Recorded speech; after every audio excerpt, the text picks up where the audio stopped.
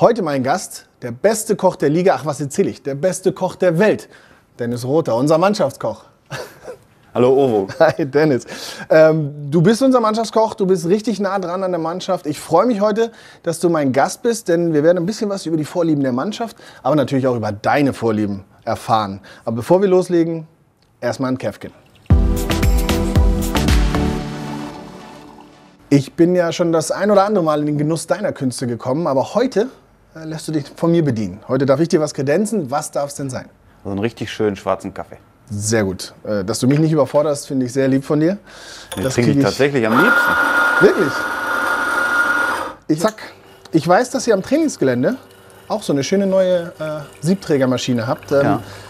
Wen trifft man da am häufigsten? Also wen siehst du da von den Jungs eigentlich am meisten rumhantieren? Mo. Ja. Mo ist ganz oft da. Axel, Torgan, Thomas. Thomas auch? Das ist so die Kaffeetrinker-Fraktion, ja. Ja, die Kaffeemafia. Wir haben da, glaube ich, ich weiß gar nicht mit wem, mit Mats drüber gesprochen schon mal, dass da so eine Espresso-Mafia gibt quasi in der Mannschaft. Ja, so wer ungefähr. da drin ist. Richtig. Ja. Aber die haben auch richtig Plan von. Ja? Also ich weiß, dass Mo und Marvin damals, die haben die Maschine sogar noch mit eingestellt, also die Mühle. Ne? Da haben die da so lange dran rumgedoktert, bis die perfekte Creme auf dem Espresso war. Oh, die perfekte Creme. So. Ich finde, der sieht schon mal ganz gut aus. Jetzt ziehe ich mir noch einen, auch schwarzen Kaffee, und dann gehen wir rüber und reden. Mein Lieber, du bist Koch mit Leib und Seele. Was genau ist es, das dich am Kochen so begeistert und deine Leidenschaft weckt? Eigentlich größtenteils tatsächlich die Kreativität, die man jeden Tag wieder neu ausleben kann. Dass man Produkte immer anders garen kann, anders verarbeiten kann. Ein Fisch, ich kann den braten, ich kann den dünsten, ich kann den grillen.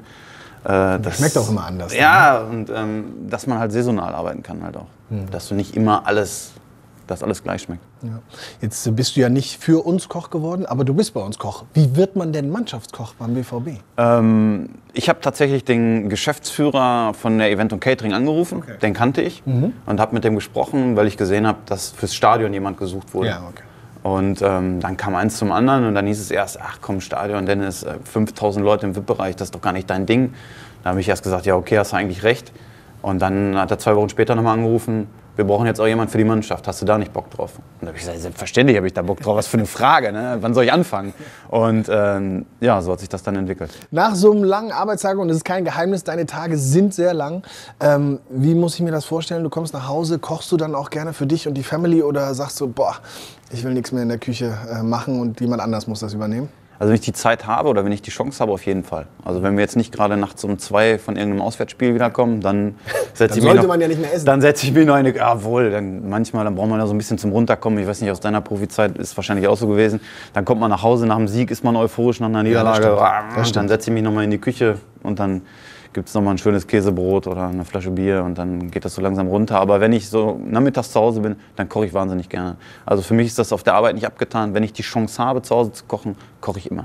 Und für mich ist das tatsächlich nochmal so eine Entspannung. Ne? Also ich komme dann so richtig schön runter, wenn ich zu Hause Kühlschrank aufmache, dann hole ich alles raus, was die Frau stehen lassen hat die ganze Woche und dann versuche ich da was draus zu kochen und dann macht das schon Spaß. Es ist schon auch schön zu sehen, wenn man wirklich die Chance hat, so gerade so in so einer Saisonpause oder was, dass man sagt, okay, wir machen Montag, Dienstag, Mittwoch, Donnerstag, so mal so komplett zu planen und dann macht Bock. Wie muss ich mir denn so einen typischen Arbeitstag von dir vorstellen? Nimm uns da mal mit, wie sieht das aus? Also ganz normaler Arbeitstag bei mir ist 6:30 Uhr geht der Wecker, dann mache ich die Kaffeemaschine an, gehe duschen, dann trinke ich mir einen Espresso.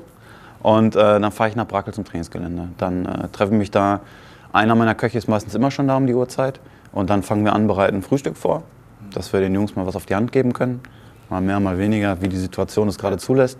Dann trainieren die, dann machen wir was Mittagessen, damit die was mitnehmen können und halt laden können direkt. Und dann besprechen wir noch die nächsten Tage, was liegt an, bereiten was vor. Und dann fahre ich meistens ins Stadion, weil ich im Stadion ja mein Büro habe. Und dann ja eigentlich auch für alles, was im Stadion mit Veranstaltungen zu tun hat, zuständig bin. Und auch da planen wir jetzt natürlich schon wieder, wie kann es weitergehen, was können wir machen. Wenn ihr unterwegs seid, ihr reist ja viel und du bist ja dann mit dabei und ihr seid im Ausland. Gehst du dann auch auf die Landesküche ein? Versuchst du so ein bisschen so diesen Flair des jeweiligen Ortes mitzunehmen? Oder sagst du, nee, da bleiben wir uns lieber treu, damit wir keine Experimente machen und die Jungs nachher einen verstimmten Magen haben? Das machen wir tatsächlich aber erst nach dem Spiel. Okay. Also wir haben, ob Bundesliga, Champions League, DFB-Pokal oder Trainingslager, vor Spielen haben wir immer einen Rhythmus. Ja, also wir haben an dem Abend vorher gibt es ein Essen, das ist auch gesetzt. Ist immer das Gleiche? Das ist immer dasselbe. Und dann Frühstück, Mittagessen, letzte Mahlzeit sind auch immer gleich. Okay. Das wechseln wir so Hinrunde, Rückrunde ungefähr. Weil dann haben sie es 17 Mal gegessen, dann wird es auch mal Zeit für was Neues. Aber es sind halt alles Sachen, die mögen. Ne? Weil das ist extrem wichtig, gerade wenn einer vom Spiel nervös ist oder so, dann isst der ja auch wirklich nur das, was der mag. Ne? Und die müssen ja essen, damit die genug Power haben. Deswegen machen wir da gar keine Experimente. Und wenn wir dann im Ausland sind, nach dem Spiel, dann machen wir halt auch schon mal so Landesküche. Dann gibt es auch mal eine Paella oder dann gibt es Lasagne oder dann gibt es solche Geschichten. Das gehört dann auch dazu. Wir geben mal ein bisschen Gas. Kleine Schnellfragerunde. Einfach, ich sage jetzt mal einen Satz beenden oder schnell antworten. Okay? Meine Lieblingszutat ist?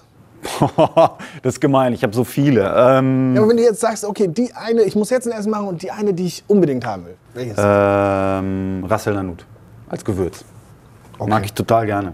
Macht gerade mit Gemüse so viel aus, aber schneller. Wenn ihr wisst, was es ist, schreibt es gerne in die Kommentare. Ich habe noch nie davon gehört. Die Zutat vermeide ich vor den Spielen. Knoblauch. Knoblauch. Was ist eigentlich dein Lieblingsessen?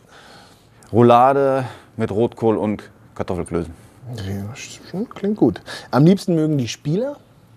Pasta Pesto mit Chicken. Pasta Pesto, ich habe das von dir schon mal gegessen. Ist auch lecker. Sensationell. Aber eine Abschlussfrage hätte ich noch. Und zwar, was gibt es denn morgen für die Jungs zum Essen? Was hast du da auf dem Plan? So weit im Voraus planen wir oft gar nicht. So spontan machen wir das? Also wir haben immer, klar, wir bieten immer auch eine Nudel an und so.